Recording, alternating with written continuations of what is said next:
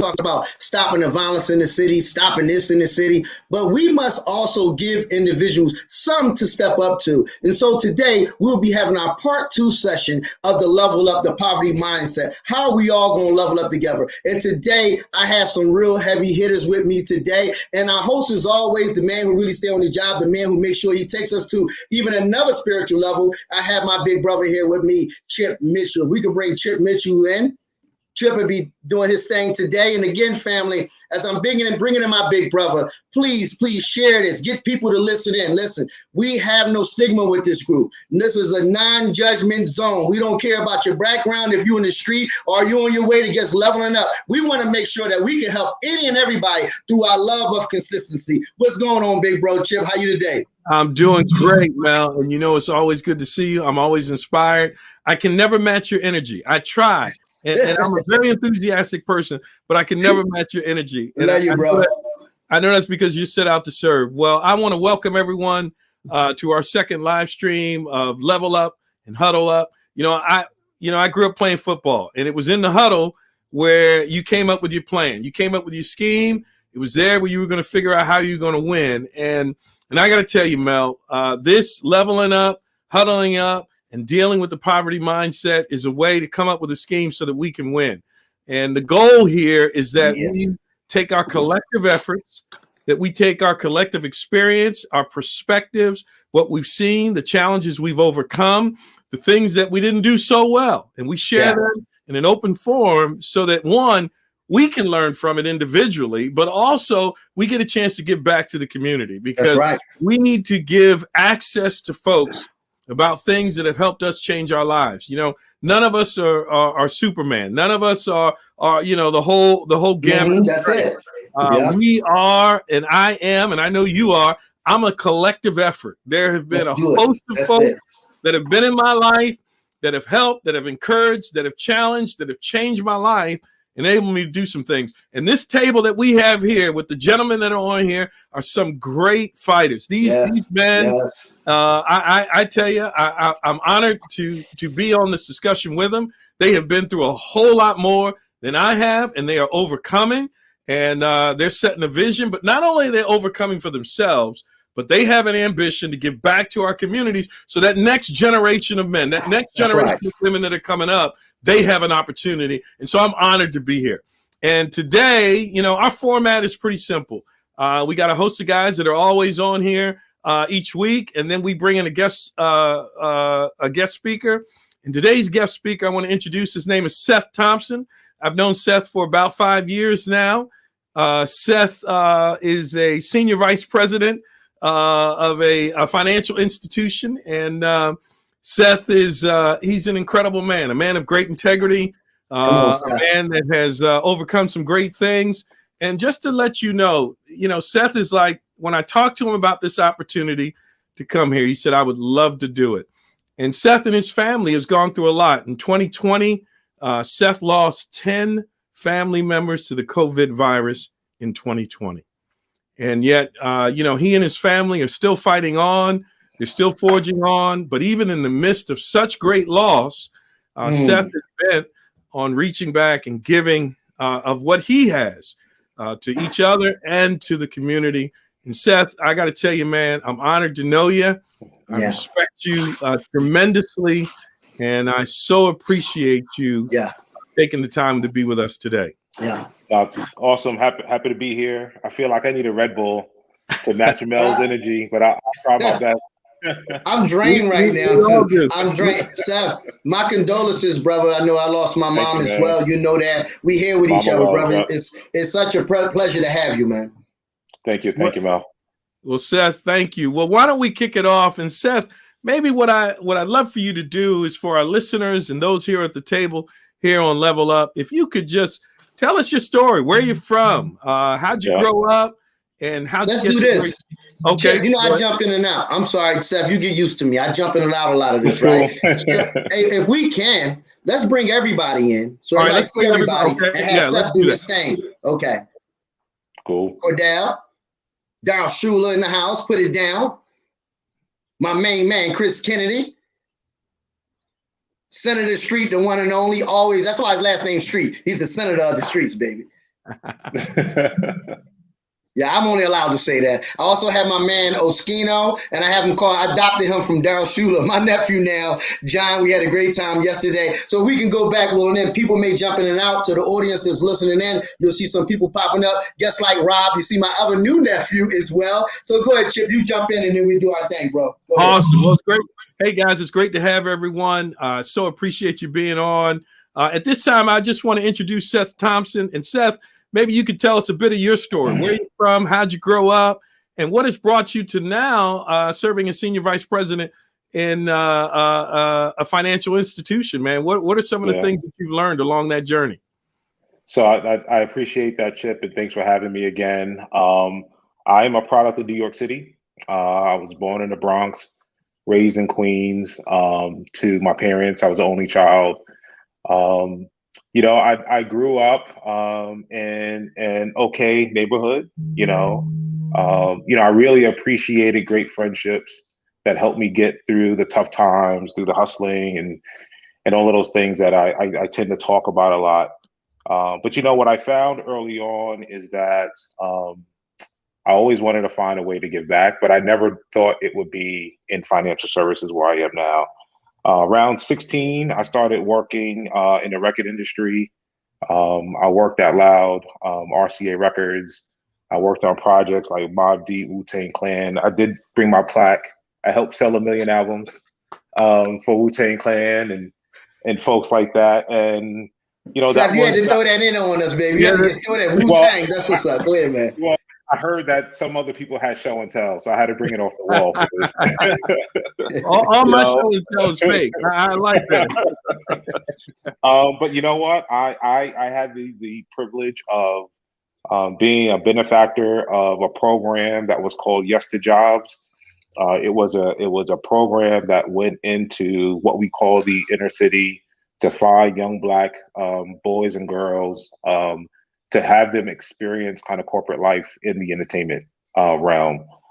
So that was kind of my introduction to what corporate America was like. To be honest, if it wasn't for that program, I don't know if I would have been introduced to corporate America. So early on, through my love of music, my parents are both singers. My dad was part of a doo-wop group that sang at the Apollo Theater all the time. So music was in my blood.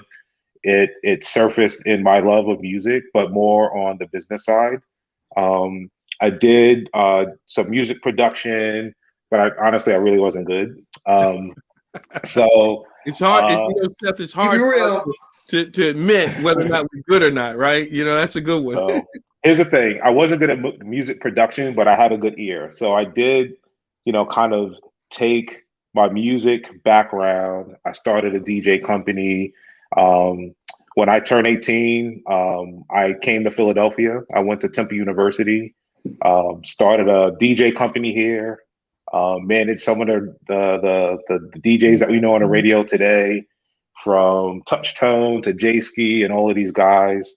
So I had a really good experience here. I wanted to come to a city where I felt like I could stay out of trouble, number one. A city where I had family. I have a lot of extended family here in West Philadelphia, but a city where I was also close to home, where I need to go back and get the mac and cheese if I needed to.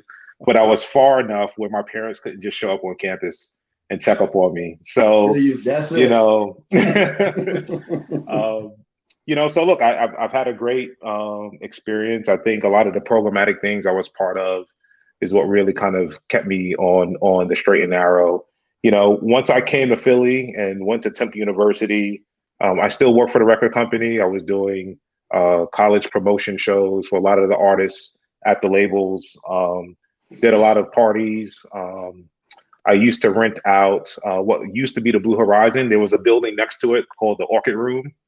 I used to rent that out every Thursday. We had 500 people in there, partying every Thursday. So, music was my out, and I really appreciated that. But what I learned through the game and through the industry is if I wanted to be kind of a contributor, to the things I care about the most, I needed a lot more stability, right? If you know anything about the music industry, there's nothing stable about it. Only a handful of people make a lot of money in the music industry. I don't care what you see on Instagram. I don't care what you see elsewhere. Most of the artists I worked with were broke, right? And the things that they flashed weren't theirs, and it was rented. So I met a woman. I was graduating from Temple and met a woman who was from a local investment company. And she said, well, we like your background. I was like, I'm not going to financial services. I want to stay in music. She says, no, we are an industry that needs different perspectives, right? We like your grind. She actually used the word grind.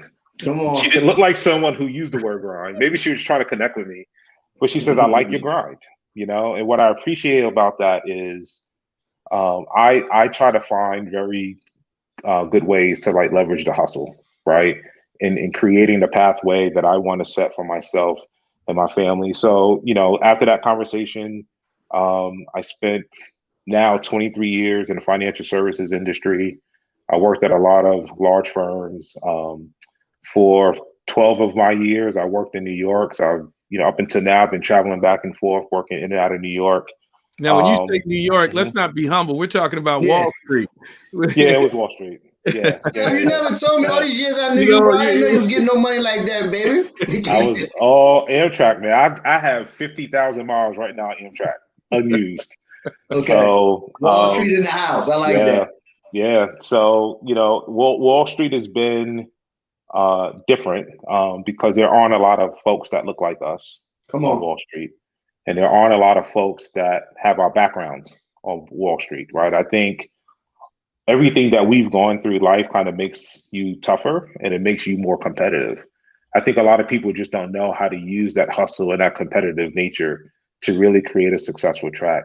So I've been on Wall Street now for 23 years. 3 years ago, especially I think after 2016 and 2017, when we saw a lot of rise in the killing of unarmed Black men by police officers, I had one of those moments where I said, okay, I work at a firm that manages $700 billion and all of our clients are rich, but none of our clients look like me.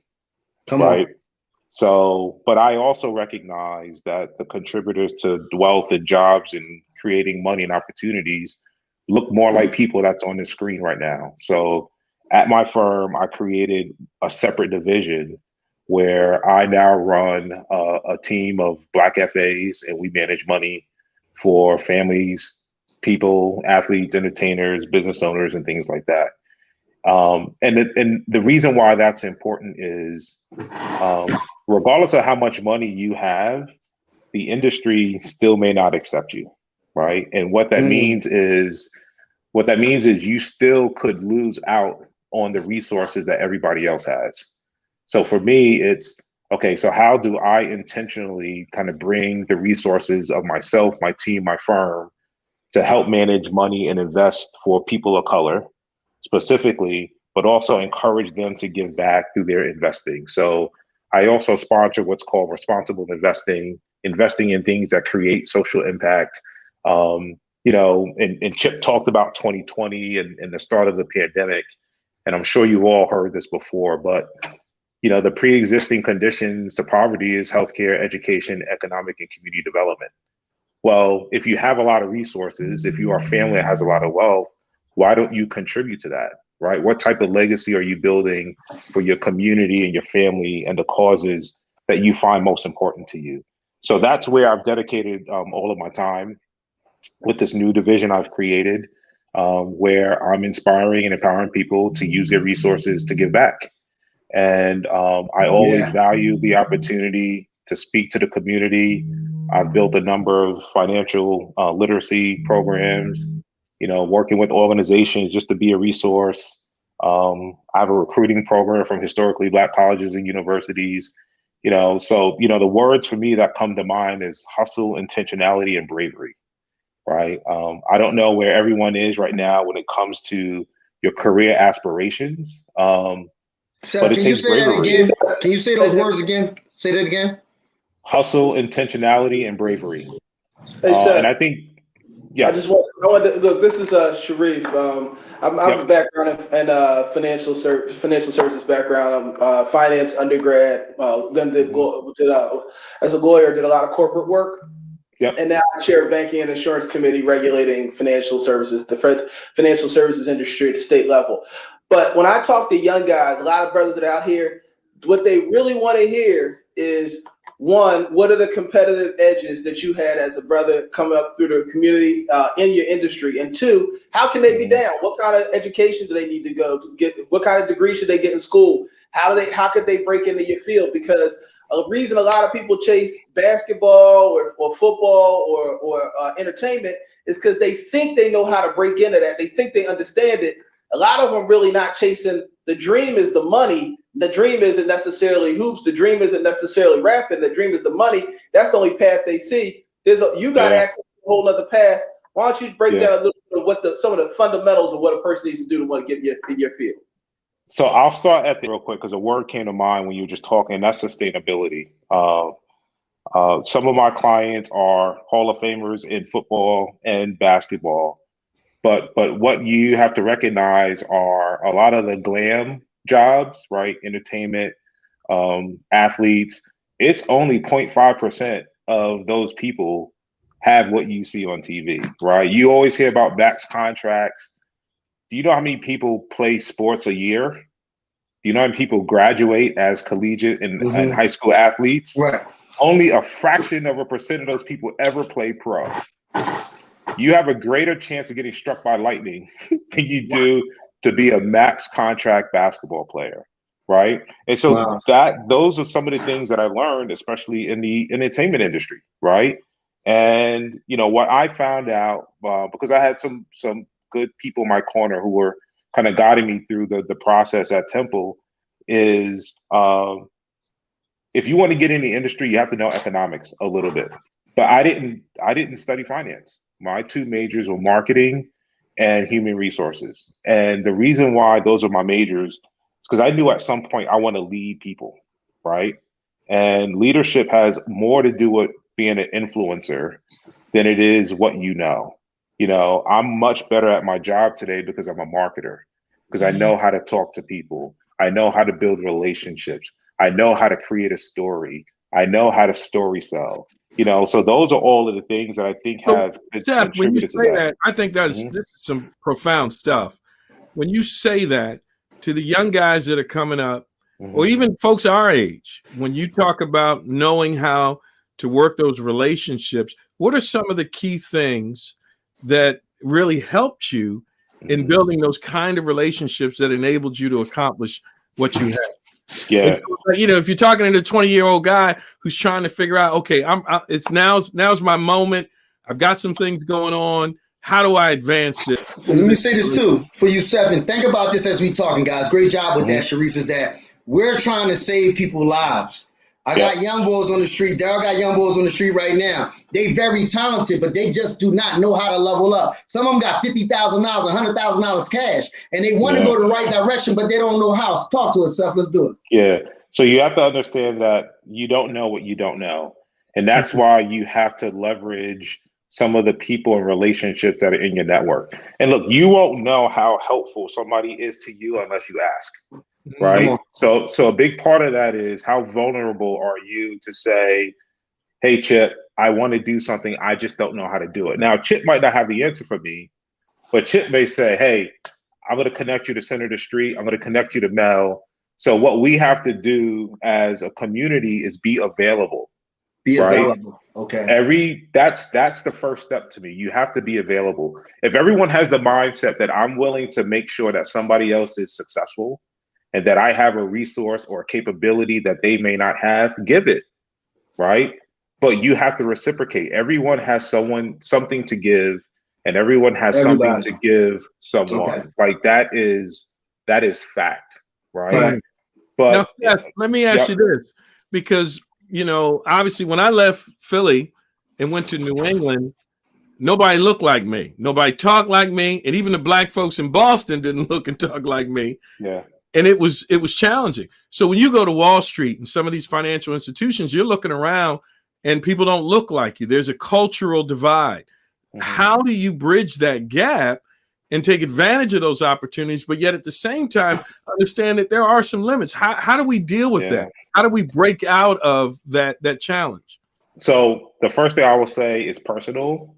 If I'm in that environment and I'm that one dude, I tell myself I belong here. That's Right? right. The first thing Right. the first thing I don't do is say, man, I'm the only black person here. It's been like that my entire career. Right? So that's no longer an excuse. The other thing is, in order for companies and organizations to be successful, you need the experiences of other people. What is going on right now? You see it on the news, 24-hour news, right? All of a sudden, everyone's hiring black people. Everyone's promoting black people. That's really in response to George Floyd and the social inequities that we've all seen in 2020. Yeah. But at the end of the day, what's happening? Influencers look more like us. Wealth looks more like us. Business owners look more like us. The fastest growing business owner is woman. The fastest growing demographic of women business owners are black women. Wow. Right? Cool. So what you have to recognize is, in those situations and in those moments, you have to now know in 2021 that the people that are in the room with you, they need you more than you need them. Right? Yo, Seth, you said something. Go ahead, finish. And I was gonna say, you have to have a level of selfishness to be able to absorb bits and pieces from all of the relationships you're creating to create your best self. Like what I am today is 23 years of just pulling the good things from certain people and shedding the bad things that I recognize. Right. So that's how you build the premium self. And so, Seth, I just had a question. So if you're 16 years old right now and you want to get in your field, some people think the only way they can do anything with financial services, they have to know the most complicated calculus ever. Is that the case? I mean, what are the requirements? Because there's some of these misconceptions where these things are creating has having people. I can't do that, man. He probably the math. He can do all these calculations with his hand, no computers or nothing. Is that true? I mean, what do you have to know to get in your field? What kind of major? You said you majored in marketing. You didn't even major in finance. So what kind of major do you have to have? Because a lot of young people are like, yo, I can't do that, man. I can't do what he can do. And I think that some of them can, but you know how to break it down for them. To be honest, you just need to graduate. We don't. Say that again, because I don't think they heard that. You just need to graduate, right? I would say 85% of the people I hire, or 85% of the people that I participate in the process of hiring from the college recruiting I do, they're not finance majors, right? You know what I look at on a resume? I look at the community stuff. And here's why.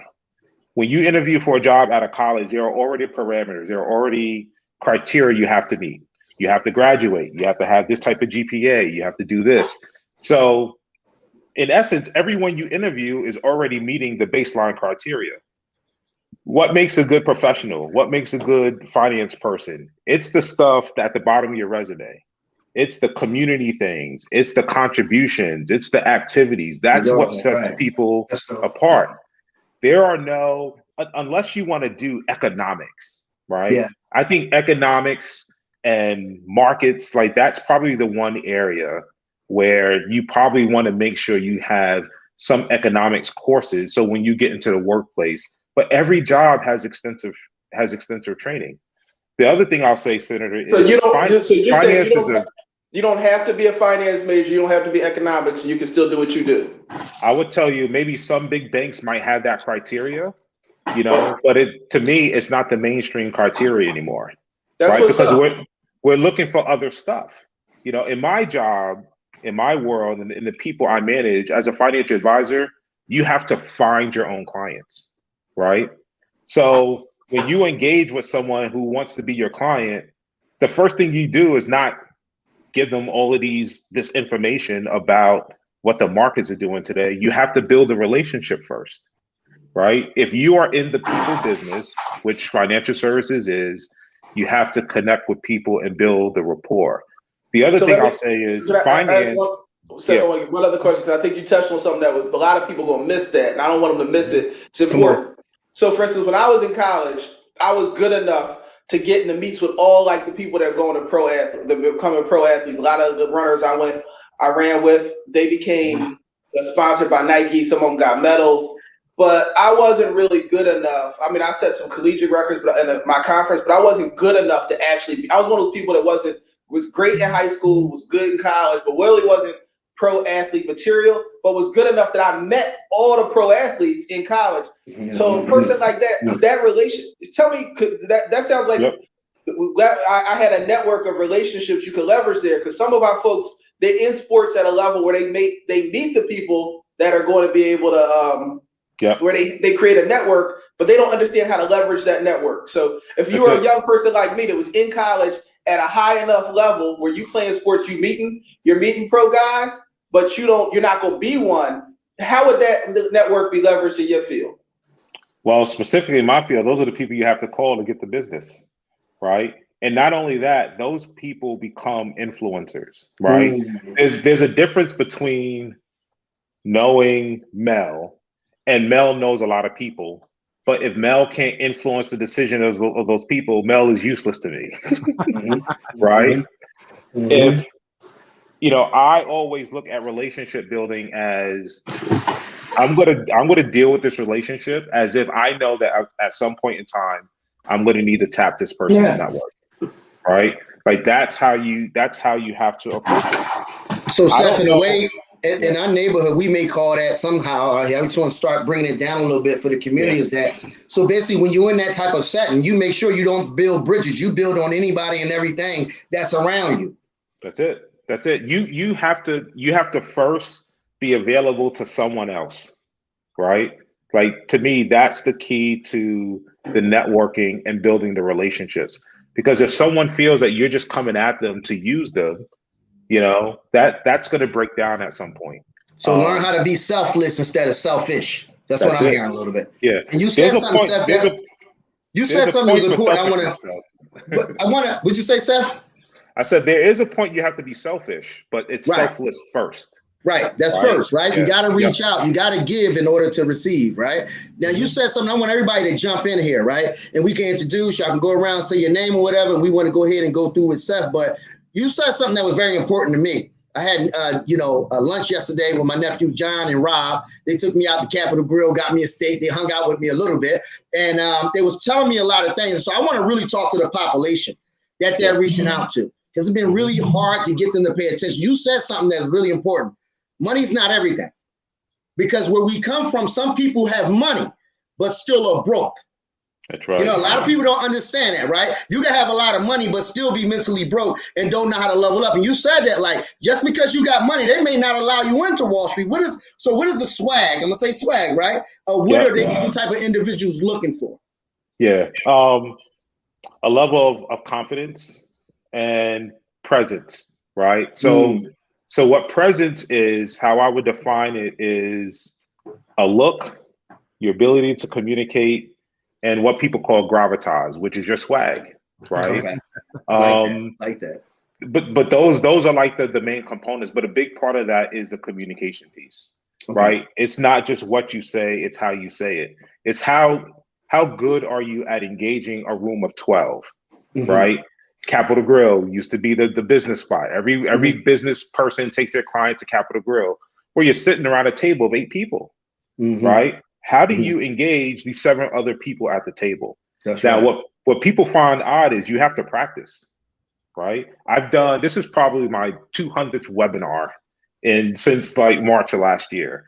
I've learned how to engage each box on a screen because of the practice, right? And that's what's really important. There's a skill, and I can't teach it. You have to work at it, where you can make everybody feel like they are just as important as the other 7 people at the table. But that's where the experience comes from. And it's honestly trial by fire. You're going to have some situations where you're going to turn somebody off because you just didn't show them enough, right? Seth, there's a lot of that there. Let me ask you this question, Seth. So we've got John here, Cordell, Chris. These guys all are heavily involved in the community and advancing their lives. John is working with a nonprofit organization and so forth, and they're just getting going. How do they gain access to folks that would enhance what they're trying to do relationally? Because for us, you grow up in the city, a lot of times you're not at Capitol Grill. First, when I first got out of college, went to Capitol Grill, with all the executives. I'm there with the vice presidents, senior executives, and the lady comes around and asks me what I want. I said, I'll have a steak. And she says, well, that's a la carte. And I looked at her and I said, you can bring it out on a cart, a wheelbarrow. And they mocked me. Because at that point, the best restaurant I ever been to was Red Lobster. I hadn't, I didn't know that. And I felt the shame, but, I was able to overcome and was very successful. But how do you bridge that gap? How do these young guys that got dreams and ambitions for maybe some of the nonprofit programs or things they want to do, how do they bridge that gap in the environment of people that you're around? Yeah. I think first you start by, and I don't want to oversimplify this, you start by asking people like me to introduce them to people who could come help them be successful, right? Like that's the access. The biggest thing that has challenged the Black community forever, right, is the lack of access and opportunity. It does require the person to have a level of humility to say, I need help. That's it. But just because you say you need help doesn't mean you're deficient, right? So that's the vulnerability piece. That's like saying, hey, Seth, great listening to you. Hey, here's what I'm doing, right? Would you mind helping me out a little bit, right? Now, the right person will say, yes, I'll help you out the best way I could. I might not be able to make all the connections, but it really starts with kind of being very purposeful in how you engage with people. That's why I said earlier, you don't know what you don't know, and you won't know what you should know unless you ask somebody. Hey, Rachel, can you put that shot up? Rachel, put that shot up real quick. I gotta let Seth see my nephew, see what they're doing out there. I was so proud of him yesterday. This is my nephew here, yo. And he just was saying, the Inquirer doing his thing. They publicize and put him all over social media. And I just wanted to introduce you to John and let you know, man, that he definitely is doing a lot of good stuff. We will be trying to reach out to make sure that, Seth, you even come back to try to figure out something where we can get people the right connections. That's on this ground level. Thank you, Rachel. And I knew that Daryl, you had your mic, or you wanted to say something, bro. Yeah, I just simply wanted to reiterate what Seth was saying. Pretty much, sometimes you feel. To me, I'm not even sure if I would use the word humility. The only reason not wise because at the end of the day, if you want help, you have to reach out. Closed mouths don't get fed. That's the bottom line. So if you don't reach out to say something to somebody, there's no way for us to know how to help you. And the other thing was the resources. If you don't have the resources to give to these guys, it's kind of somewhat. It's for the most part, it's a waste of time because right now what the kids don't have is hope.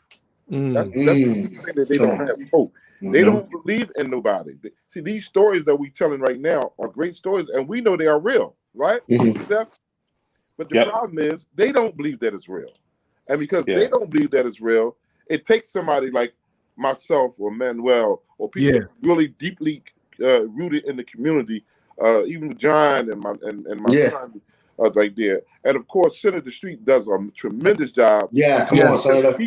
His arms can't reach with so many people at so many times. So he can't do it all by himself. None of us can do it all by ourselves. But just to be able to have the resources to get some of the things done, and people like us to bring them.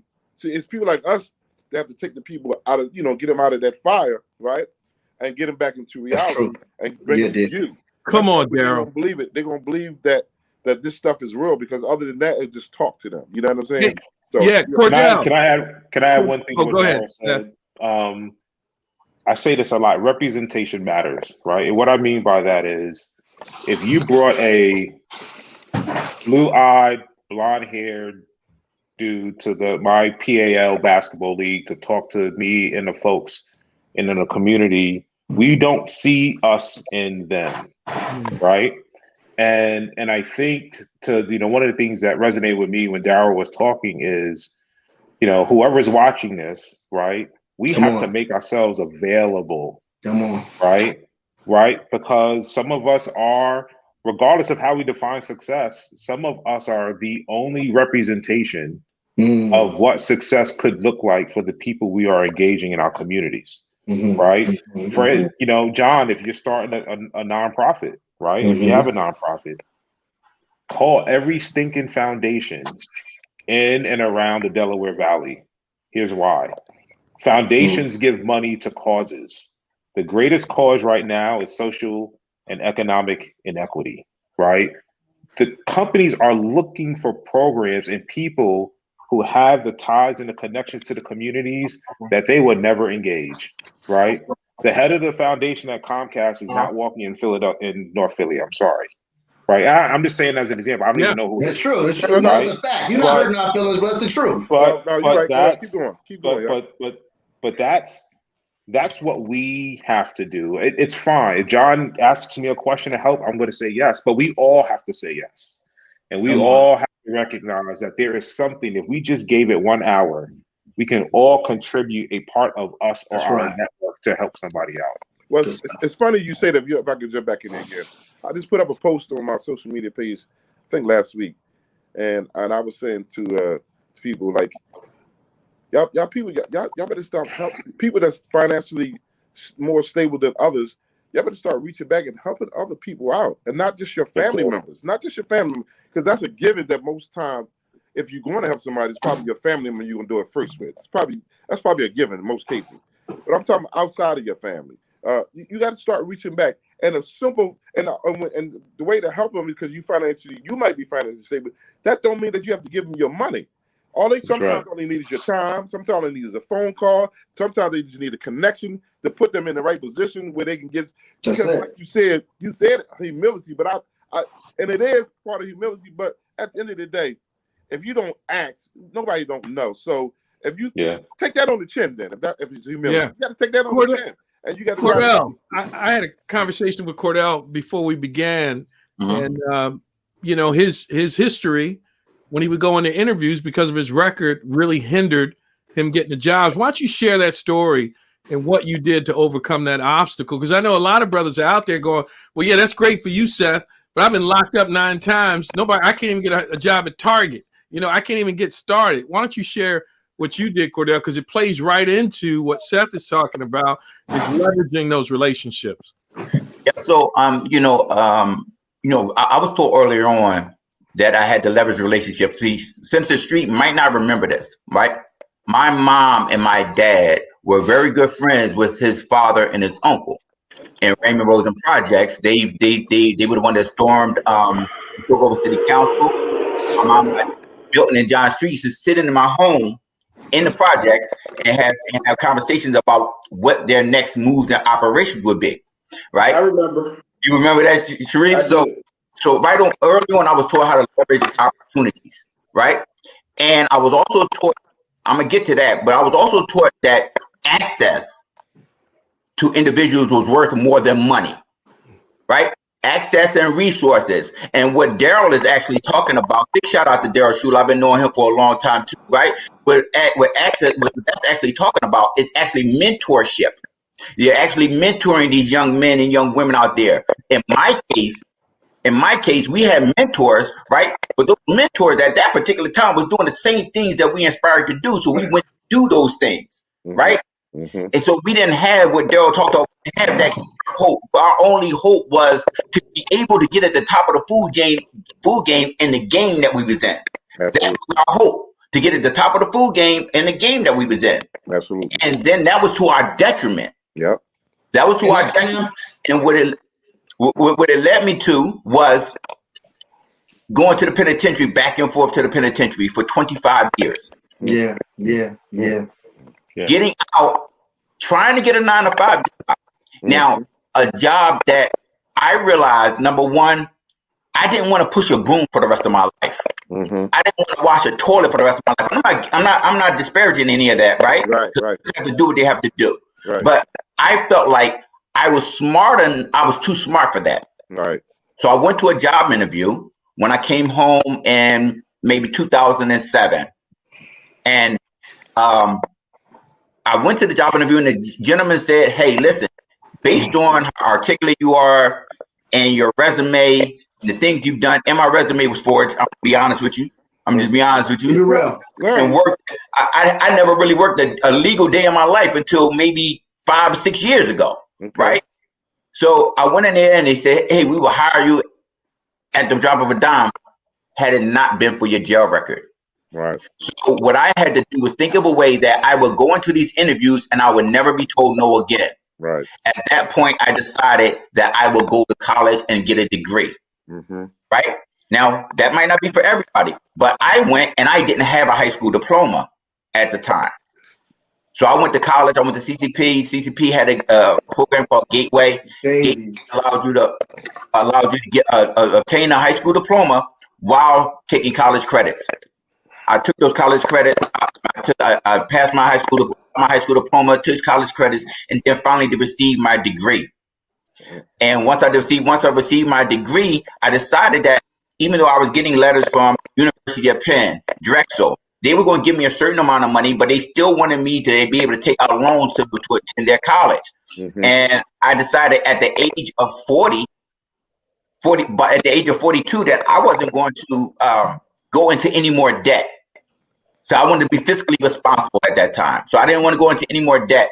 So I started looking at other entrepreneurial pursuits. I'm a national director with a network marketing company called Total Life Changes. I'm also a opportunity development coach. I'm a social worker with Episcopal Community Services. And one of the things that our youth is missing right now is that even the ones that Mel talked about that have $50,000 to $100,000, right?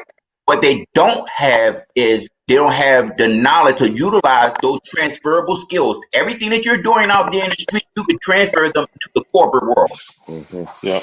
So Cordell, so basically what I'm hearing you say, Cordell, and great story, because I know you. And I know a lot of guys up here, but Cordell is a walking miracle. I'm sure Daryl, Shula would, justify that. But at the same time, Cordell, what I'm hearing you say is that you took your hustle. Everybody hear the word hustler, and they use a negative quotation to go with it. They say, "Oh, hustler is bad." You took your hustle and just put it in another direction. Right. So, and Mel, I just thought. So let me connect the dots about how sometimes things go around and how folks need each other in ways that they don't realize. And I've had this conversation with a number of corporate Black folks that are doing pretty well. So you get folks like Cordell, his family, Daryl, your family.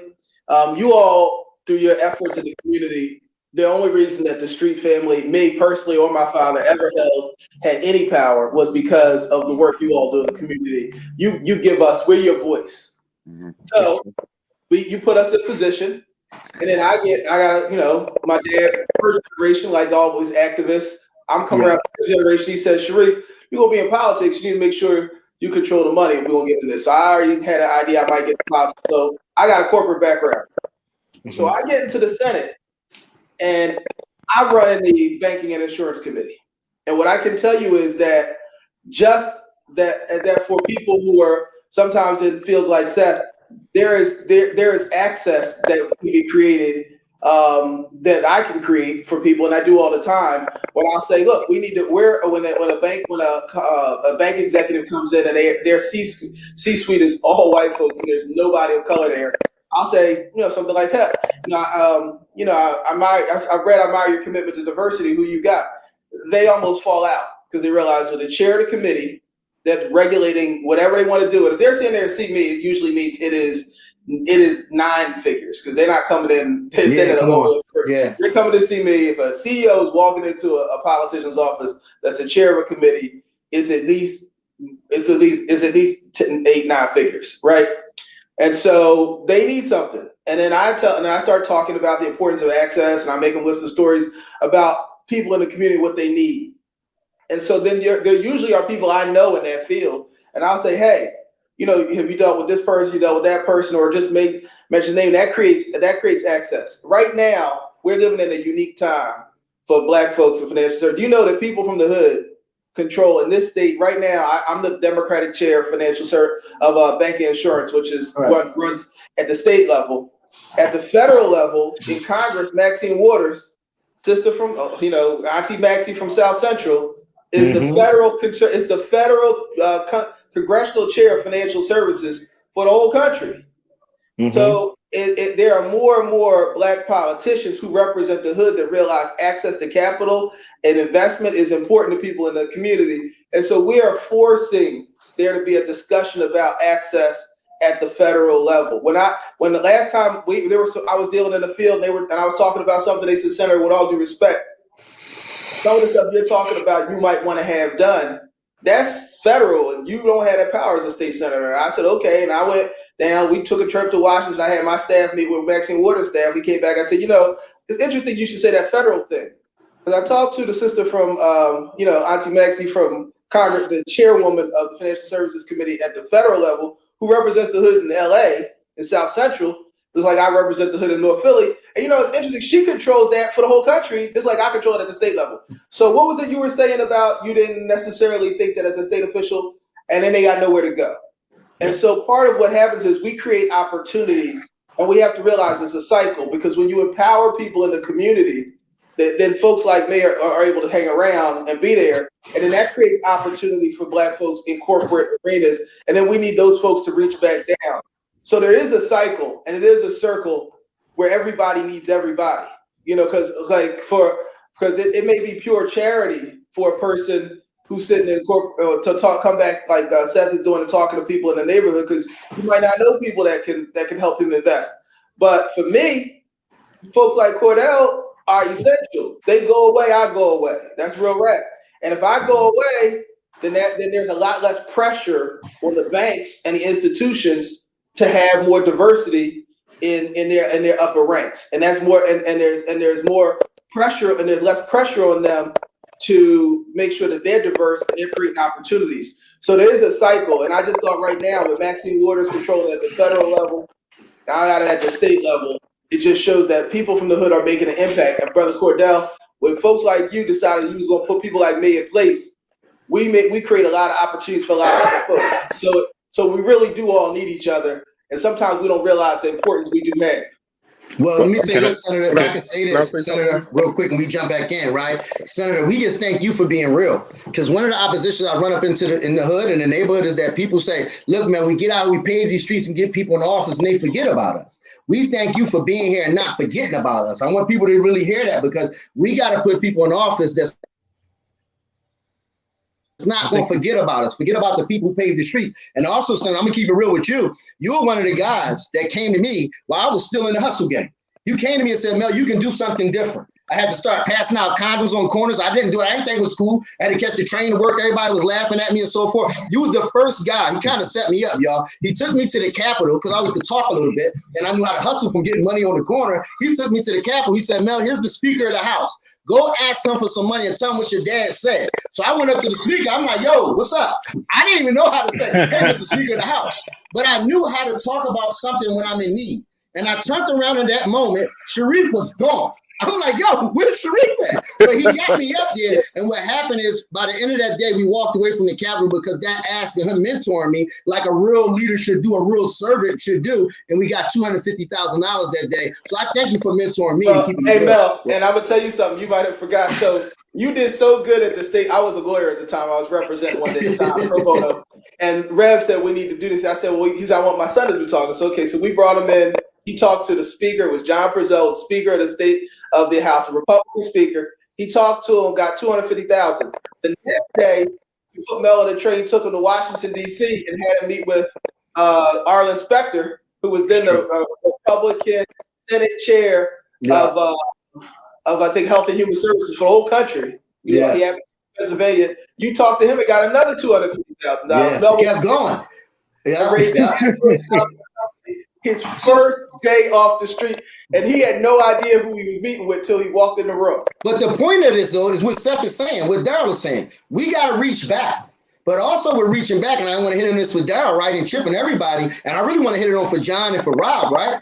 We got to make it okay for people to reach back as well, too. Absolutely. We got to make it okay. We can't, when a person reaches back and you get all aggressive with them, you owe me something. They don't owe you nothing. They made it. So we got to be able to make it acceptable for people to reach back. I see like people be, going through a lot of stress with. I see a young boy, Meek Mills. He reached back and does a lot. But a lot of time the community pushes a lot of negative to his way to kind of push him from reaching back. We got to make sure that we, John, Rob, make it okay for the environment so people can reach back and say, I love helping them people. I'm going to get more influence from the community because they do a better job than me. Mel, there was one last piece of this I want to say, and I'm gonna have to jump off in a second. But I want you all to know this. Mel, the reason we didn't tell you, your father and I didn't tell you, and I was young at the time. I was a lawyer, but I was only in my 20s. Go ahead. Because a lot of times, young brothers and sisters who are from the hood, we can see potential in you that you can't see in yourself. Like older folks, we can see potential in you that you can't see in yourself. And I knew, and I'm like only maybe like a big brother to Mel, like, you know, so maybe 10 years older, but I could see that Mel had things in him that he could do that he didn't recognize he could do. And if I told him, he'd be like, nah, man, I ain't doing all that. I can't do that. Sometimes we defeat ourselves because we don't believe in ourselves. And if you can got hustle game in this space, sort of what Seth was talking about in the beginning, if you can take that hustle and then and learn to translate it with a little bit of polish into a different space, that can serve you well. Yeah. So we didn't. Yeah.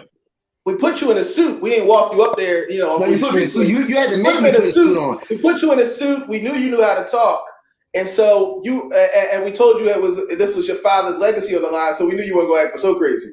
And then we put you in front of folks. But we knew what was going on. What I'm telling you, but you were able to believe in yourself. Because if we had told you you're going to go to the state house and talk to the speaker, then you're going to go to the United States Senate and talk to the chairman, and you're going to get $500,000 for a company to help people get out of addiction in North Philly, you wouldn't have done it. You'd have like, I can't.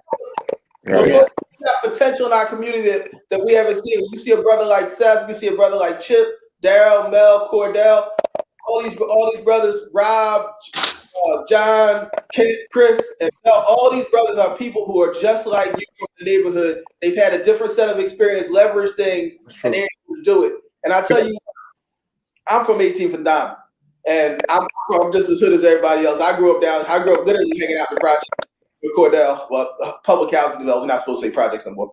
But I grew up hanging out in Raymond Rose, and that's my second home. I was right down there. Matter of fact, when I would get in trouble and people would run away from the projects, I ran to it because I knew I was safe there.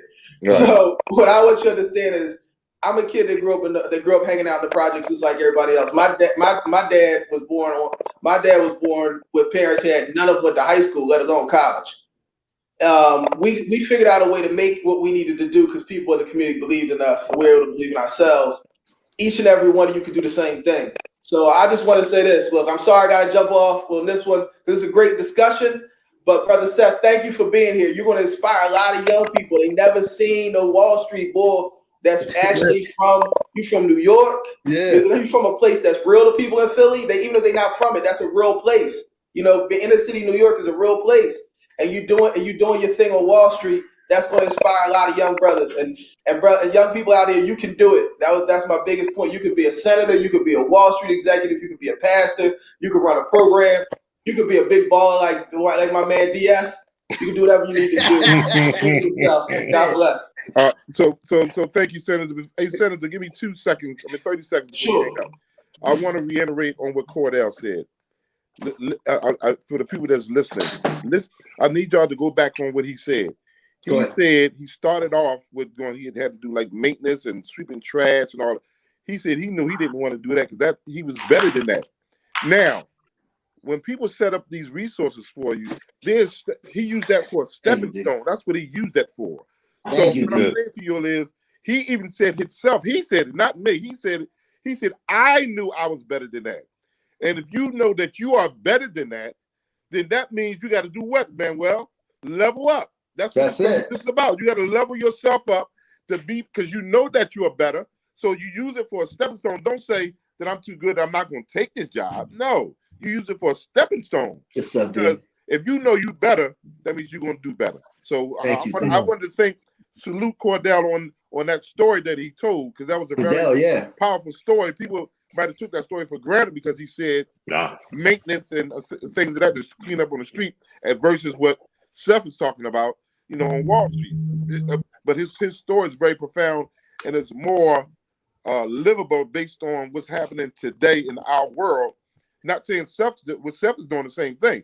You just got to level up. That's all. But yeah, Cordell, thank you for that story, Cordell. Thank you. And I think King said that comment, right? King said that comment. He said, if you're going to sweep the streets, make sure you sweep the streets like Beethoven. Take pride in it. Do what you got to do, man. That's the leveling up. When I had to give out condoms, I still thought I was a hustler, but I was on the corner giving them out, and I gave out the most condoms. And now, I don't know how it happened through all of the village love me and God. Now I'm the CEO of One Day at a Time. So thank you, Senator, for even just coming on and just thank you for breaking it down. Let me say this too. I think, everybody has a path that path may be different, but it all has the same components. There's that, like Seth talked about earlier, you gotta grind. That woman said to him, I like your grind, right? That's it. There's a work ethic. There's integrity. Mm-hmm. In addition to that, there's this decision that you're going to start wherever you're at. That's it. Wherever you're starting is just the beginning, and you're trying to level up. I think it was 1999. I was working for Harvard as an assistant wide receiver coach for free, 44 hours a week for free. Wow. They did not pay me a dime. And I would get over there and I would work with these rich kids, and I was crazy. I was full of zeal. I was the most enthusiastic guy there. I got there early. I stayed late. I was inspiring the kids. And then one day, one of the coaches came to me. He said, hey, I got to tell you something. My wife wants to talk to you, but I got to be quiet about it. And I'm like, well, what? I'm a minister. I'm figuring maybe they want prayer or something. And the wife approached me. She said, listen, I've never met someone so enthusiastic, so filled with zeal. Listen, I'm a regional director for this company. And I'm just going to tell you right now, we want to offer you $75,000 a year, company car and business account to come work for us. I was working for free as a football assistant wide receiver coach at Harvard. And what did she see? Right. And I think this goes to what Seth is talking about. A lot of times we sell ourselves short.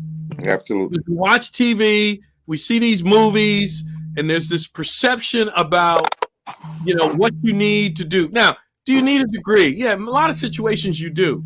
But the bottom line is people are looking for people with skills. Why? Because people buy from people.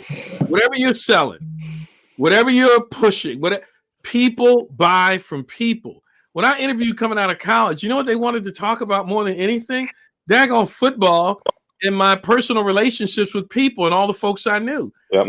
You're good with people. And this is one of the challenges we face in the community because our community has been stepped on, neglected, and because there's been so many abuses, we tend to be flat out mean all the time. Angry. Yeah. We tend to be, we don't ask somebody say hello to us. We're like, what? The inability to engage with people, it shuts down the very thing that Seth is talking about. We have got to be able to engage with folks from all circles of life. It's going to be that one conversation. That one thing. My thing is too, guys, as we coming up on the time, I am the time counter. I got to keep us on this timepiece. I know y'all do important work and everybody do important work, but I want to make sure that everybody gets a chance to say something. And I want to make sure we have some takeaway action game plans. Last week, we had Chris come on with Oskino. They out there paying people bills. Chris came all the way from California to find people in Northfield. I said, why you coming all the way to Northfield? You get on the phone. He said, I got to fly out there. I got to do a video. I got to show the people what I'm doing. Oskino doing the same thing. And what I want to do, and I told Darnell this, I call him Driz. Darryl, you know Driz. And what I told him was what we're going to do in 2 weeks, guys. We're going to reach out to Darryl. Darryl's going to help me out with the same day pay job. Listen up, guys. You know that opportunity with Cordell talking about cleaning toilets? We're going to go ahead and give you the opportunity. But you got to push the attitude aside and want to step it up. And every week, Darryl Schuler will have 5 jobs that will pay you $100 between 4 hours and 5 hours worth of work. That way you can level up. Reason why do I want you to do that? We did the same thing with Darnell. Darnell started out on same day pay, $100. Now every payroll, I'm really cautious of Darnell because he makes way more than $100. He's a salary guy now, and he's doing a lot of great work. Sometimes I think his check is wrong because it's so darn big. But I just wanted to make sure, guys, that's real rap. That's real rap because he does it the same way he hustled.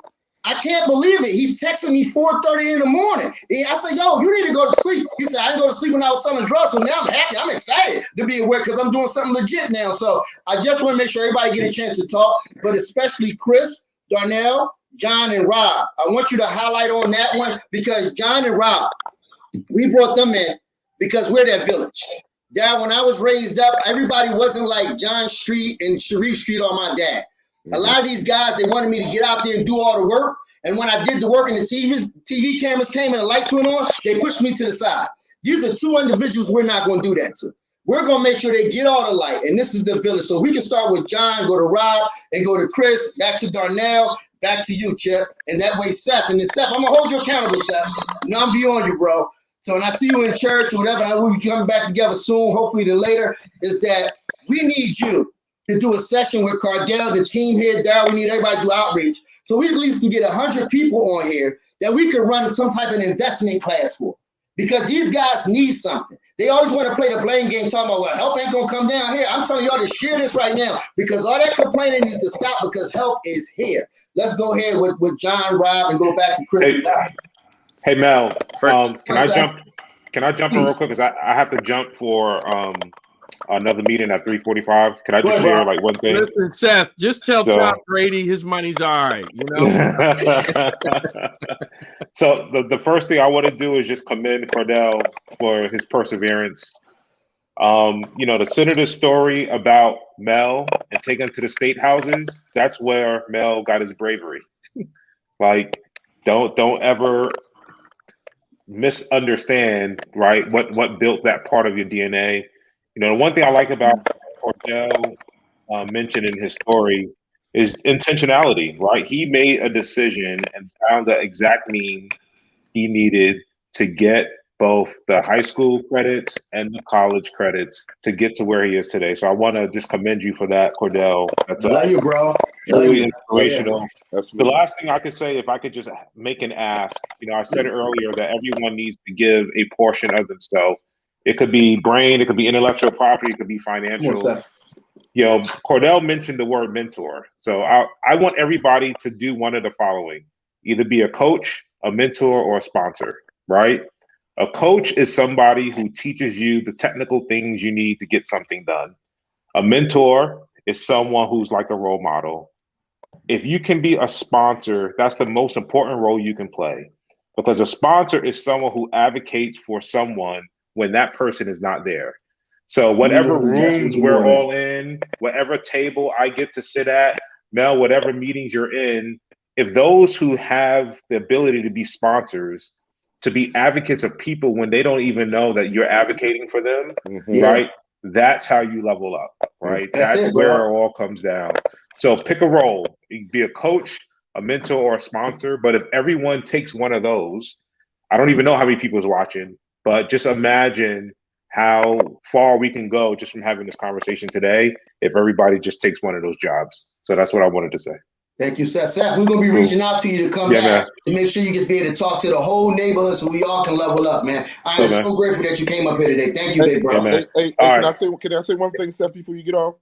But one of the most important things to go along with that is, again, you have to, for the people who's listening on the stream and whatever's listening, you have to take that out of you that I'm not asking nobody for nothing. You got to take that portion out of you. If you don't take that out of you, we can't help you. There's no way you can be helped. Come on, Dave. Thank you. Yep. I appreciate that, Dave. Those are 3 selfless jobs. Absolutely. Right? It's purely a gift. So thanks, Mel. I'm at your disposal. Just let me know. You got it, big bro. Thank you. All right. Thanks, Al. Yeah. And so let's go ahead, man. Make sure we get around to these individuals, right? Let's go ahead. And I think I start off with John. I want to hit you first, John. So, but real quick before John start, Mel, I gotta jump. I got another meeting that was supposed to start 9 minutes ago, guys. But I love you. We're gonna be calling you back. You go ahead. We're gonna call you back. We're gonna be on your top. Dredge, you gotta call me, bro. I got you, bro. All right. Love you guys. Talk to you later. I love you too. We wrapping up now, guys. Come on. Go ahead, John. We gotta pay John respect. Yeah, first and foremost, man, it's a great honor to have mentors like Darryl Shula and Mel Wells, because without y'all, we wouldn't even be in these type of rooms. Like me and Rob wouldn't be in these type of rooms. And I know we talked about a lot of different things, but I just want to get back to gun violence. Come on, it's true. Because something happened recently. We were supposed to link up with a group of young guys from out West Philly. About 30 of them. And, about 30 of them. About last night. I don't know why it's echoing. And this group of guys that we were supposed to meet with tomorrow, 4 of them were shot. So the meeting is canceled right now. So it's like this gun violence issue is like a big thing. So I just don't want us to lose sight of it while we're talking. Just to give a background on myself, I grew up in North Philadelphia, 24th and Somerset. Just like a lot of young people throughout the city, we grew up around violence. We grew up around drug dealing. I myself, I didn't really have any role models at the time growing up. And about at the age of 11 and 12, a few happened because I always had intentions on, being a doctor or doing something professional in life. But these 2 events happened in my life where I witnessed some people in my neighborhood get gunned down as a child. It kind of traumatized me in a major way. And when I look back at it, it's one of the key moments in my life that, turned me in the wrong direction. And at the age of about 13, 14 years old, I got involved in gun violence. I was a part of a gang called 2-4 Bloodline. It's a group of guys from the neighborhood. And, we were all involved in the same thing. We was all involved in gun violence. None of us really had any guidance. So we was learning from our own errors. So at the age of 15, I watched one of my a close friend of mine get killed as a result of one of our wars that we was going through with a group of guys that didn't live too far from us. The same year I was shot in my arm, and it went through my chest. At the age of 17, I was arrested for a firearm. I spent almost 10 months. I spent about 10 months of placement. Same year I graduated. Came home about 3 months later. I was arrested for a shooting and spent almost 5 years in prison. And obviously, during my time in prison, something happened whereas though I had to change a heart in life, and I began to want better for myself. So I worked on myself. I educated myself. I surrounded myself around the right people to prepare myself the best way I could to go home and stay home. I came home back in 2015. Almost immediately, I got involved in the community. And, of course, Daryl Schuler was, I was living at his house. When I got paroled, I stayed there.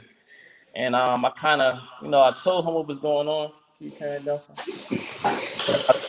Going on in the community, he kind of supported me wanting to get involved in violence prevention. So, because he had so much influence within the violence prevention community, he was the guy that was bringing me inside these rooms that I had no knowledge of. I was new to it.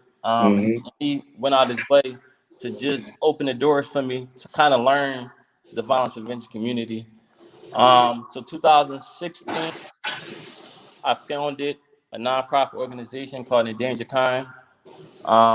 Back in 2019 of August, it officially became a 501c3. What I've noticed over the years with being in these rooms, just based off observation, was that it was a strong young leadership presence that was lacking within the violence prevention community. I think that because gun violence is affecting young people, you would think that a lot of young people would be in the rooms, but they weren't. And the language wasn't culturally relatable to most young people. And even myself, I felt out of place being in these rooms. And I felt out of place for years. As time went on, I noticed that it was the same patterns. I noticed that there was no cultural connection to young leaders as well as high-risk youth within the city. High-risk youth. Yeah, so in this year on February 1st, I launched I launched with me and Rob Schuler. We launched a campaign called Stand on Business, and what we've been doing is traveling through various parts of the city, some of the most dangerous areas, and actually bridging that cultural gap between the people that the city say they want to reach, but they don't have the cultural connection nor the cultural language to be able to relate to them. So we're in the process of bridging that gap. We've been to various neighborhoods throughout the city, connecting with these young people, and also establishing rules and regulations when we talk to these guys, because it's out of control right now in the city, because there is no rules and regulations with how people move within the street. And a big part of that reason is because a lot of these guys didn't have any elders or old heads kind of like give them guidance on what y'all should and shouldn't do. We know being ain't cool, but we also know if you're going to be in the streets, there has to be some type of structure with how y'all moving. So we also had those type of conversations, and Rob Schuler's been very instrumental in this process. Rob Schuler is an individual that knows a lot of people throughout the city. He knows way more people than me. So we've been doing really well with connecting with these guys. Hey Manuel, before Rob start, I want to say Hey, D, that's your son? Yes, my son, yeah. Me and Tasha was going at it all night. That's not his son. I'm telling you, I ate with the guy. That's Daryl's son.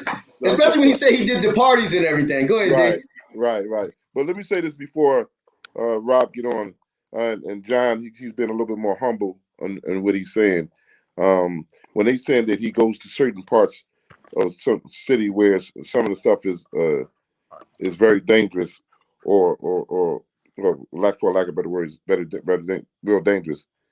No, they go to everywhere they go at is dangerous. It's not certain spots they go to that one's more dangerous than the other.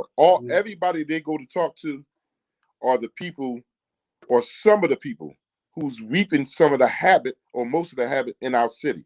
So that's true. He kind of humbled himself with that. He gave y'all a humble tongue with that. But the reality part is they go to the same very places that I go to when we go talk to these young brothers that's literally out here that's reaping the habit. But let it be known, these kids really don't want to do this. A lot of these kids don't want to do this. They don't have no resources. They have no outlets. Come on, Dave. And again, the most important part, they don't have no hope. I can't stress that enough. They don't have no hope. And I'm gonna let Rob talk, but Chris Kennedy could speak to that too as well, because Chris is one of my young, but he knows what's going on. And one thing about Chris won't keep it a bean with you. You know, sometimes you might be too. I had to pull him back all the time. I love you, Chris. Chris might give you a B50. Sometimes you don't want a B50, but but go ahead, Rob. How y'all doing? Thanks for letting me have me in this room. Like, just to touch on what John said, without my dad and people like Mel Wells, we wouldn't be invited into these rooms. Any rooms we've been in, I haven't seen nobody our age besides us two. So once again, it's an honor. It's very appreciated to be even allowed to be able to speak in these rooms. But just to give you a little bit of my background, I don't want to drag it out too much with what we're doing in Endangered Kind, because John pretty much just told you guys that. But my background, I was more so blessed to have a mother and a father around. I grew up in North Philadelphia, and I wasn't actually in the streets. I wasn't really in the streets, but I was around it. Like I knew all the guys that was doing whatever from age 14 up until now. But and that's why I have a relationship with a lot of these guys. Also because I do a lot of the big events in the city, like nightlife, urban nightlife. I'm talking about, no, he's being humble. If this guy throw a party, he really the little Daryl Schuler. You're gonna have 3,000-4,000 people show up. He's the man when it comes to that. Go ahead, bro. Thank you, I appreciate that. And so parties is really kind of like a catalyst to the streets for me, because it's urban nightlife. The guys that's coming out spending the money is the ones that's on their blocks, or that's, you know, sometimes it's getting into trouble or causing havoc out here, just like my dad said. And through nightlife, I built a lot of strong relationships and knowing these guys for a long time. Whereas though I could say certain stuff to them that other people might can't go in these rooms and say to them, or go to their houses, or go to their they block or whatever, and sit in there and just have a real regular conversation, but still have a very substantial conversation, and to be able to tell them something and to really have influence over them, to be able to say, yo, this ain't what we on, this what we on now, this what was going on before. We changing that culture, and we bridging the gap between the people in these big offices and big rooms that may not be able to relate as much as I can to you, or you may not trust them enough to go ahead and say what you really want to say to them. Come on, yeah. You can say it to me. I don't have no ill intention or been trying to incriminate you or anything like that. So I just wanted to use my voice and my social influence to do something bigger than just, doing events and stuff like that. That's something I've mastered already, and it's not nothing that's really hard to do for me at this point. But this is something new. And on top of that, my 2018, February 27th, 2018, something else that geared me to even want to really step forward this with John, besides John being a big part of why I came onto this this campaign, because I watched John change from when he was with 2-4 Bloodline, when he was 14 years old. We was 14 at the same time, but we lived two different lives at 14. I was messing with girls, and meanwhile he pushing a pistol. Like, so to see something different, to see him on something completely different, and knowing his track record and some things he may not even go too deep on explaining that was going on out here with him before, I know. So, to be able to see him make a big change in his life, and I saw it step by step, it's like, damn, let me go ahead and get involved with this. Like, I can help him out because I know people from all over and got influence and love from these people all over. And even the generation that's coming up behind us, they watch me sometimes, and I notice this because if I like to travel. So if I like to take a trip or whatever, when I come back and I go down North Philly, yeah, we saw you doing this in the third. I'm trying to be like you. They might say it jokingly, but jokingly serious. Like, yeah, that's it. Yeah, and so I just started to really notice that more and more, especially like in the last 2 years. I've been noticing I've got a lot more influence. I've been able to give out a lot more motivation with venues I'm doing, traveling or whatever it may be. It may be a girl, whatever. So I'm just trying to take that to the and be more motivation for the youth, the generation coming up after us, or people even my age, because somebody my age may not think the way I think. They may still be thinking like they're 22. That's just really kind of what I'm here for. And on February 27th of 2018, my best friend, his name was Vinny, he actually was killed to gun violence. And it really broke my heart for real. Girl has never broke my heart. That's really what broke my heart. And I said, come on, man. Wow. I could go ahead and get involved with. And I don't feel like I owe it necessarily to him, but just to myself. And it, I know he looking down. Come on, Rob. That's enough for me to be like, all right, I'm doing something I know bro would be proud of, especially the way he went out. So, again, I'm glad to be in these rooms. Chris Kennedy, I ain't seen you in a minute. Nice to see you in here. That's my guy right there. And like I said, I hope to be in plenty more of these rooms and see you guys. You will be. And, you will be. That's really it. That's really our initiative. Y'all already know kind of what Endangered Kind is now. For if anybody that hasn't been in these rooms before, hasn't spoke to John before, he just pretty much broke everything down in detail on our initiative, our process, and what we're doing right now. So we're gonna be in a lot more of these rooms with these houses or whatever, or these blocks with these guys that's doing that's causing the havoc or that's getting violent out here. Because to us, that's the most important step, is to build and do that groundwork. Because if you ain't gonna go to nobody that's violent, you're not stopping the violence.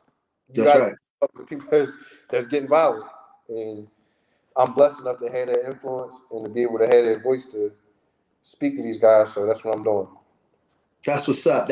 Hey, Chip, and what we want to do, guys, is we're creating this hyperlink for John's petition. So me and you, Darryl, Chip, and everybody, the church, everybody, bro, we can push it out. His petition is only about signing up, saying, look, I stand up for my community, and I'm about whatever's going on positive and getting away from that negativity. And I feel like me and you, Darryl, should have the senator take it to the state capitol, city hall. Everybody that say they're about something should be signing on to this petition. And we'll be finished that by next Tuesday. We'll have it up next week. And I want to keep rolling, right? Because it was very important that we have y'all two talk, because I remember just being your age. But at your age, and we was talking yesterday, I had a village.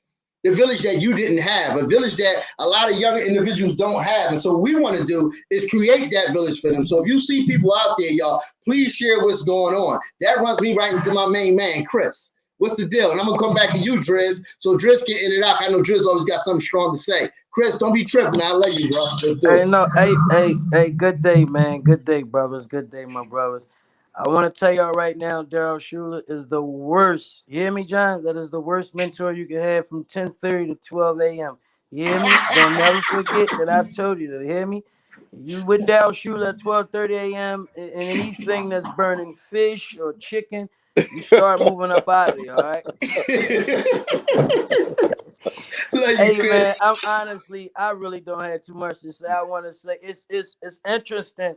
I want to personally tell y'all, because I guess I'm the next one older than y'all, Rob and John. You know, John, this is an extra bonus in my eyes, John. I'll be honest with you, man, because that's my nephew right there, man. That is my nephew. So I could party with Daryl and Lil Rob. There's a difference. You know what I'm saying?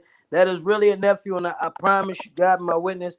I don't know who page I sent you on, but I just went through your page for the first time, and because I ain't seen you pop in 5.5 years. He don't know this though. He think because we seeing each other now that this is me seeing. I've seen Chris. No, we haven't, Daryl. No, You know, we Get the her, darkest get her. ones on here. We can't see each other for real. It's like a filter. You know what I mean? But what I'm gonna say is, man, like, this is big for y'all, man, and I'm proud of y'all, man. I'm only going step where y'all step at. Y'all gonna point guard this thing. Mel, this was a good job for you, man. You talking about this and you putting all the pieces together so all this to come into fruition. I would like to say it make my heart feel good because I hate to grow up and be I want to say idolized with some of these old heads in our city that we looked up to as younger guys. Like, yo, if you can just have a piece of that man's respect and honor and integrity, take you a long way. You feel what I'm saying? And when I look at like outside, I feel the only person I really respect is like a Jay Prince. But other than that, I feel like DS Daryl Schuler to you, because I never told you, my OG. Yeah, give you your flowers and say I commend you for the many years. It don't matter if people out here in Philadelphia with a million followers or 200 million followers. You are the most single-handedly important voice, respected voice of this generation and in this time. And I'm speaking from the ones from the streets to the penitentiary. You feel what I'm saying? And I'm saying I say that humbly because Thank you. when we can get us on platforms like this starts that process so that John and Rob can have that springboard to go ahead and flourish. Exactly. Yeah. And then without our knowledge, and we lack it in certain areas in the corporate world, when we start talking to Mitch and we start talking the other brother we just had on there, Rob, y'all got a springboard to the next level. You feel what I'm saying? Because if I had a y'all when I came home and was on a mission for my mission, then man, I don't. Sky's the limit. Sky's the limit. So I just want to say, man, this is a good day, Mel, for everybody. This is another great week. Chip, great job. You know what I mean? You know, man, you started off. I'm glad you brought another brother with a bald head to the show. It made that really, you know what I'm saying? D Scott, I'm coming to make some content with you next week for same day pay.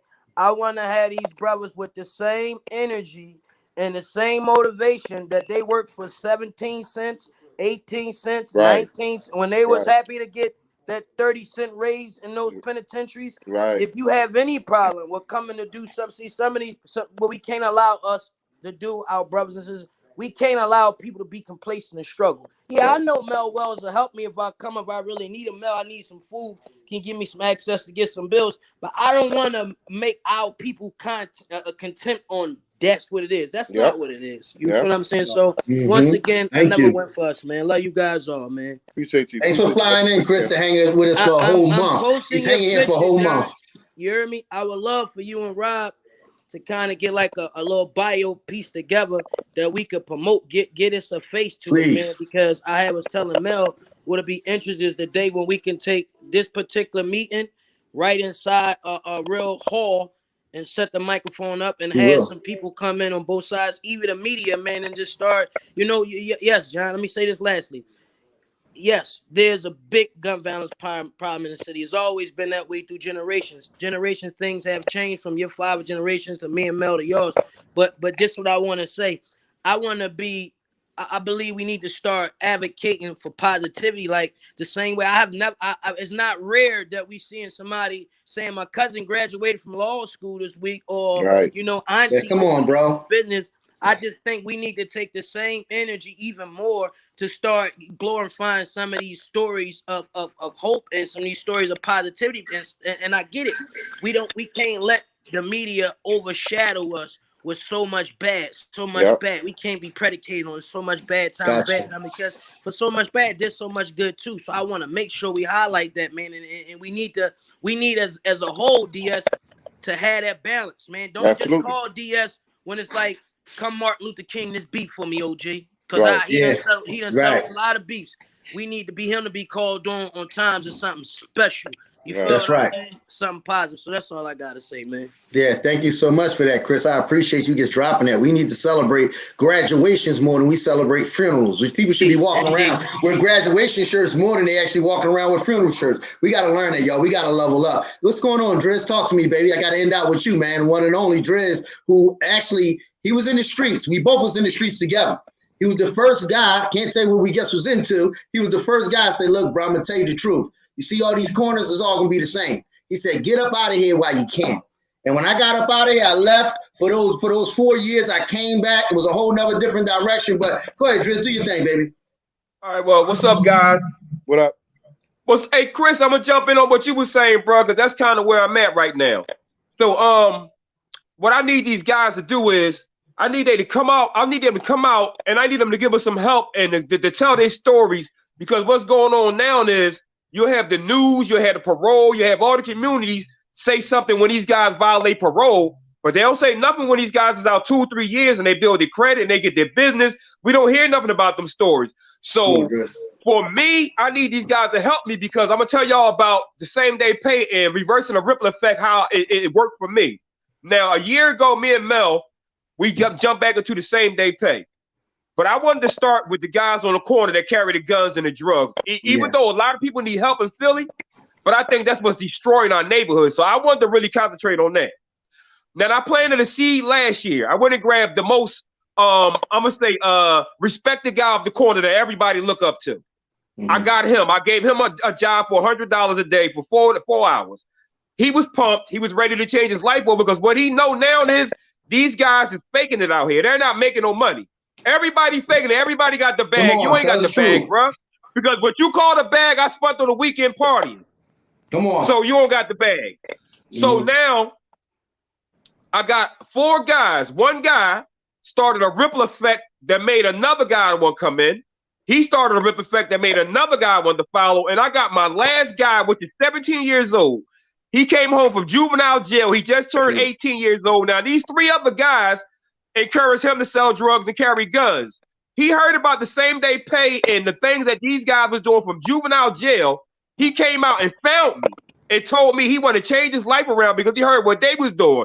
He didn't even get a chance to get back in the street, getting drugs, when nobody was doing negativity. He jumped right in. He's the last guy I just hired, and he's my protege right now, because he's 17, he's 18, and that's who I really want to get the guys before they become criminals as an adult. Put the guns down now, the drugs down now, and let me help save your life, help reinvent your life, help show you how to get your credit, build your finance, and that's where I'm at with it right now. Because reverse the ripple effect of the things I called.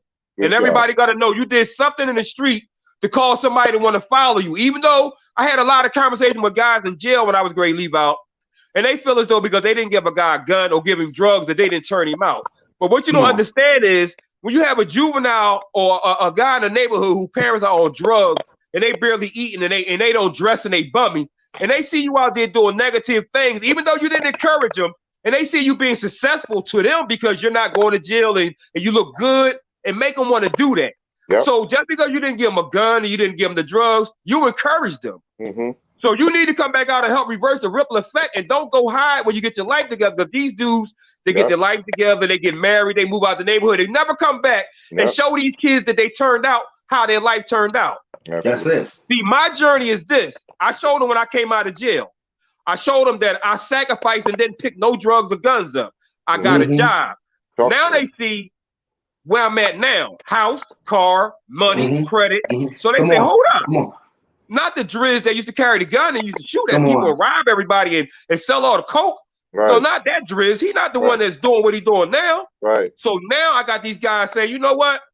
Them older guys is faking it. They ain't got no money. They ruin our lives, and we want to go with Driz. This is where I'm at right now. I got an army of individuals ready to go. And once we get the room to hire these guys, the city's really gonna see that if you give these young guys a chance, they won't go back to jail. Right. Thank you, Driz. Listen, man. I wanted to make sure, and I know Driz, I know we all family, so we all gonna hook up. And I guess really appreciate John and Rob coming up here today, letting us show them some real love. Sometimes it's tough love, but this is what it's about, right? It talks about it in the Bible, right? Jesus said, "I came to help the sinner, not the righteous." We here to help our community. We're not going, just grow up and leave our community. We coming back to reach back out, and that's what we want to do. So please share it. Please share with the people who play the blame game. Please share with people who got excuses. Why? Because help is here. We got Chris out here paying people bills. We got Darnell here. We got Daryl Schuler here. We got Chip here. People doing the same day program. It is time to level up. And we just bear witnesses another part 2 of the poverty mindset. And we will keep rolling this thing out. I know Chip got some guests coming on. He called me telling Mel, I got the guy coming on. He invented the wave cap. I said, how you know a guy invented the wave cap? So guys and family, man, the community, what we're going to do is keep reaching out. This is not a normal meeting. Me and Daryl Schuler, we go to a lot of meetings. People talk about it, but this is the meeting where we're going to be about it. God bless to everybody out there, whatever your background is, whatever your race is, whatever your religion. We love you all. We're going to keep doing what we do. No excuses. Holla back. I talk to y'all, family. Thank you for your time. Thank you, Chip. I'll see y'all. Thank you, everyone. Love y'all. Holla back, everybody. Talk to you, Chris. All right, y'all. All right.